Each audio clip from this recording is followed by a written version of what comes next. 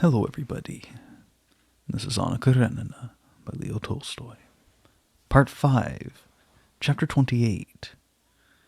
When Vronsky and Anna reached Petersburg, they stopped at one of the best hotels. Vronsky had a room on the ground floor. Anna, up one flight of stairs, with her baby, the nurse, and her maid, occupied a suite of 4 rooms. On the day of his return, Vronsky went to see his brother. He found his mother there, who had come down from Moscow on business. His mother and sister-in-law received him as usual, asked him about his travels, spoke of common friends, but they made no allusion to Anna. His brother, who returned his call the next morning, asked him about her and Alexey Alexandrovitch.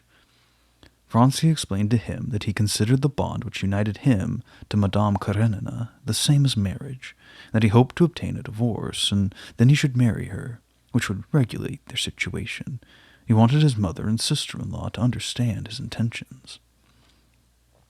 "The world may not approve of me, that's all one to me," he added, "but if my family wish to remain on good terms with me, they must show proper respect for my wife." The elder brother, always very respectful of his brother's opinions, allowed the world to settle this delicate question, and without hesitation went with Alexey to call upon Madame Karenina. Vronsky spoke to Anna with the formal way, as he always did before strangers, and treated her as a mere acquaintance. But it was perfectly understood that her relations to him were, and they spoke freely of Anna's visit to the Vronsky estate. In spite of his knowledge of society, Vronsky fell into a strange error. He who better than anyone else ought to have understood that society would shut its doors upon them, persuaded himself by a strange freak of imagination that public opinion, having progressed beyond its ancient prejudices, must have yielded to the influence of civilization. Of course, we can't count on being received at court, he thought, but our relatives, our friends, they'll understand things as they are.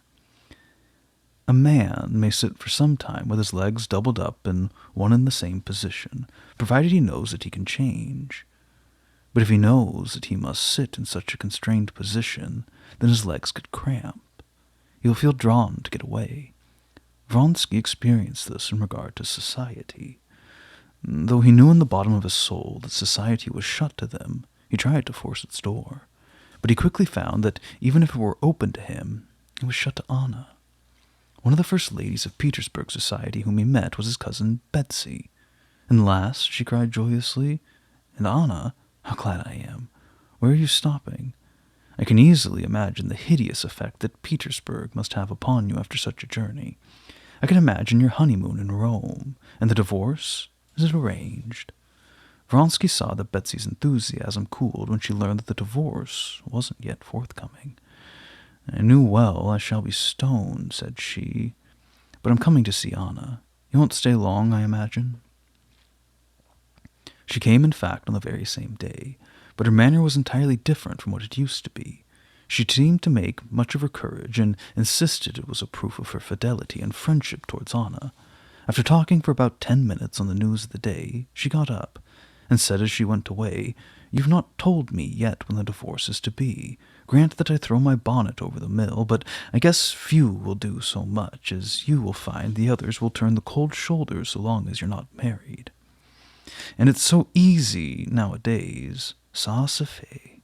So are you going Friday? I'm sorry I shall not be able to see you again."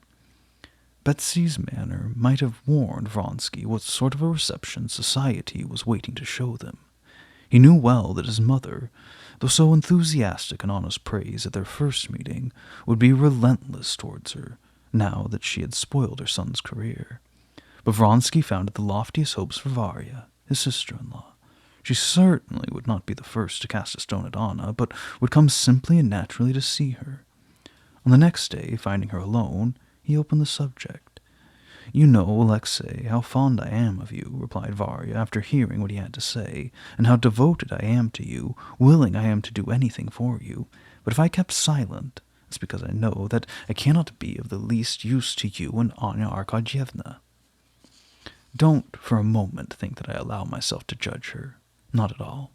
Perhaps I could have done the same thing in her place. I can't enter into details." She added timidly as she saw her brother-in-law's face darken, "But we must call things by their right name. You would like me to go and see her, but then have her visit me in order to restore her to society. I can't do that. My daughters are growing up. I'm obliged, on my husband's account, to go into society. I will go to call on Anna Arkadyevna, but she knows that I cannot invite her here, lest she should meet in the drawing-room people who do not think as I do, and that would wound her. I cannot receive her. But I do not for an instant admit that she is a fallen woman, and I would not compare her to hundreds of women whom you receive, interrupted Vronsky, rising and seeing that his sister-in-law was not going to yield. Alexei, don't be angry with me. It's not my fault, said Varya with a timid smile. I'm not angry with you, but I suffer doubly, said he, growing more and more gloomy. I suffer because this breaks our friendship, or at least it wounds it, for you must know that such will be for us the inevitable result. He left her with these words. He perceived the uselessness of new endeavors, and as he still had to spend a few days in Petersburg, he resolved to act as though he were in a foreign city, and avoid all occasion for new vexations. One of the most painful circumstances that met him was to hear his name everywhere associated with that of Alexei Alexandrovitch. Every conversation brought up the affair, and if he went out, he was sure to meet him, just as a person with a sore finger is always hitting it against the furniture. On the other side, Anna's behavior vexed him. He saw that she was in a strange, incomprehensible moral frame of mind which he'd never seen before. First tender, now cold, she was always irritable and enigmatical. Evidently, something tormented her. But instead of being sensitive to the indignities which Vronsky suffered so keenly, and which in her ordinary delicacy of perception she would have suffered also, she seemed occupied solely in hiding her pain, and perfectly indifferent to the rest.